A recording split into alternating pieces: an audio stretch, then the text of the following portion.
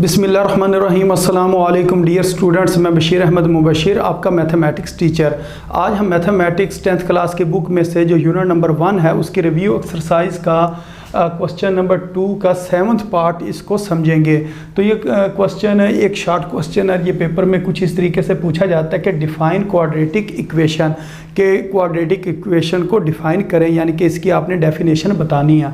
तो इसका जो आंसर है वो कुछ इस तरह से आपने लिखना है, an equation which contain the square of unknown. आपने स्केयर लेना अननोन का। अननोन से मुराद क्या है? कोई वेरिएबल क्वांटिटी है। कोई वेरिएबल क्वांटिटी मसलन एक्स वेरिएबल हो सकता है, वाई वेरिएबल हो सकता है। इस तरह कोई भी वेरिएबल जो क्वांटिटी है उसका आपने क्या करना है? स्केयर लेना है। और वो वेरिएबल क्वांटिटी को हम क्या कह रहे हैं? अननोन कह रहे हैं। बट नो हायर पावर, लेकिन उसकी पावर इससे ज़्यादा नहीं होनी चाहिए। किससे ज़्यादा नहीं होनी चाहिए? यानी कि स्केयर से ज़्यादा नहीं होनी चाहिए। मैक्सिमम जो पावर आएगी वो कितनी आएगी? 2 आएगी।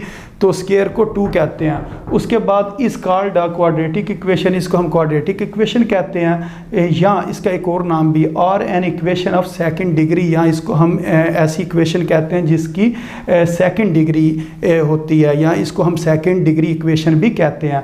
तो इसकी एग्जांपल क्या है? A X square plus B X plus C. तो इसके अंदर वेरिएबल क्या है? एक्स है, और इसकी पावर मैक्सिमम कितनी है? 2 है। तो इधर अगर x की पावर देखें तो 1 है, तो मैक्सिमम पावर 2 है। इसी तरह जो क्वेश्चंस होते हैं क्वाड्रेटिक इक्वेशन वाले वो इस तरीके के होते हैं, मसलन 2x square plus 5x plus 7, यानी कि मैक्सिमम पावर 2 हो, और फिर बगैर x के रकम और एक ऐसी रकम हो जिसके साथ सिर्फ एक x हो। तो ये ज़रूरी नहीं है कि ये तमाम रकमें प्लस की होनी चाहिए हो। तो इधर माइनस भी हो सकता है, प्लस भी हो सकता है। तो 3 रकमें होनी चाहिए, एक x स्क्वायर वाली, एक x वाली और एक बगैर x के होनी चाहिए। तो ये इसकी एग्जांपल है। तो उम्मीद है आपको इस क्वेश्चन की समझ आ गई होगी। जो क्वेश्चन नंबर 2 है इसका 8th पार्ट इसको समझेंगे।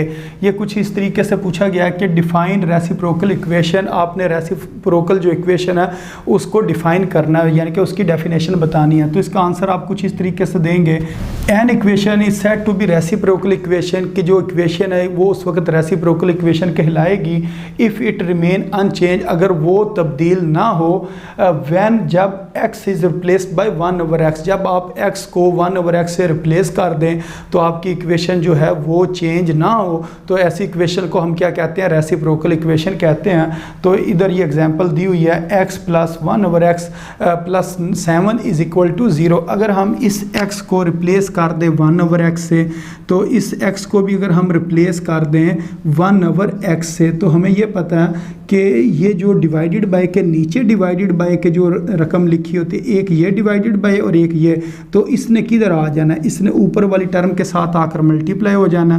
तो ये हो जाएगा 1/x plus 1 multiply x divided by 1 plus 7 is equal to 0।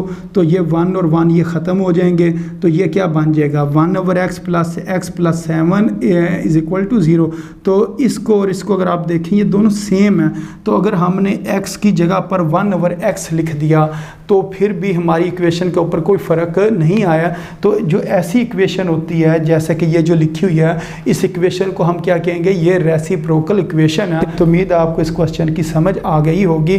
तो आपने सिर्फ जो एग्जाम्पल में सिर्फ और सिर्फ ये वाली इक्वेशन लिख देनी है। ये नीचे वाली जो ये सिर्फ समझाने के लिए इक्वेशंस थी, इनको आपने लिखना नहीं है। सिर्फ आपने एग्जाम्पल भी सिर्फ ये एक एग्जाम्पल आपने दे देनी है। तो अगर ये पेपर में क्वेश्चन आए तो ये 2 नंबर का होता है, तो 1 नंबर डेफिनेशन का होता है और 1 नंबर उसकी एग्जाम्पल का भी होता है। तो आपने एग्जाम्पल इसकी लाजमी लिखनी है। तो उम्मीद है आपको इस क्वेश्चन की भी समझ आ गई होगी। तो जो क्वेश्चन नंबर 2 है उसका 9th पार्ट इसको सॉल्व करेंगे। ये कुछ इस तरीके से लिखा है, डिफाइन एक्सपोनेंशियल इक्वेशन, कि आपने एक्सपोनेंशियल इक्वेशन को डिफाइन करना। तो इसका आंसर कुछ इस तरीके से आप देंगे, an equation is said to be exponential equation, कि कोई इक्वेशन उस वक्त एक्सपोनेंशियल इक्वेशन कहलाती है if variable occur in exponent, अगर जो वेरिएबल है वो एक्सपोनेंट में पाया जाए। तो एक्सपोनेंट होता है पावर, तो जो पावर है उसके अंदर वेरिएबल लिखा होना चाहिए। तो वेरिएबल क्या होता है? x, y, z, ऐसी जो टर्म्स होती हैं जो a, b, c के लास्ट में आती हैं, x, y, z, तो ये वेरिएबल होती हैं। अगर ये पावर के अंदर मौजूद हो तो हम क्या कहेंगे? ये हमारे पास जो इक्वेशन है, ये कौन सी इक्वेशन है?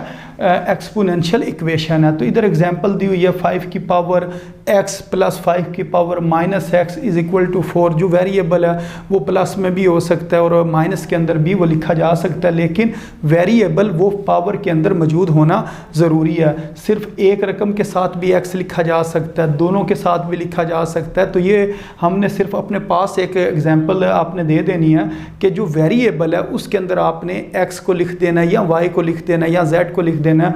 तो अगर वेरिएबल पावर के अंदर मौजूद हो तो हम कहते हैं कि वो जो इक्वेशन होगी, यानी कि इक्वेशन के अंदर ये याद रखना आपने इज इक्वल टू का साइन लाजमी लगाना होता है। बराबर 4 लिख लें या बराबर 0 लिख लें, या आपकी मर्ज़ी है।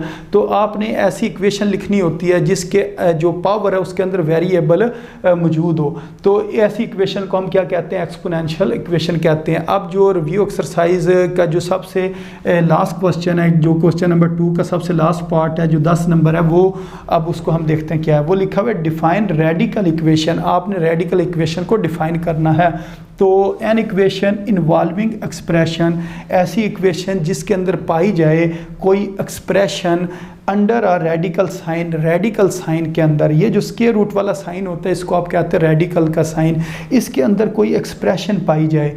तो ये x प्लस 3 एक एक्सप्रेशन है, ये किसके अंदर मौजूद है? एक रेडिकल के साइन के अंदर मौजूद है। तो ऐसी जो इक्वेशन होती है उसको हम क्या कहते हैं? रेडिकल इक्वेशन कहते हैं। तो आगे ही लिखा हुआ है x प्लस 1, यानी कि बराबर के आगे क्या लिखा हुआ है? x plus 1। बेशक आप 1 लिख दें, 5 लिख दें, 7 लिख दें, कोई भी चीज़ लिख दें, कम अज़ कम स्क्वायर रूट के अंदर कोई एक्सप्रेशन मौजूद होनी चाहिए।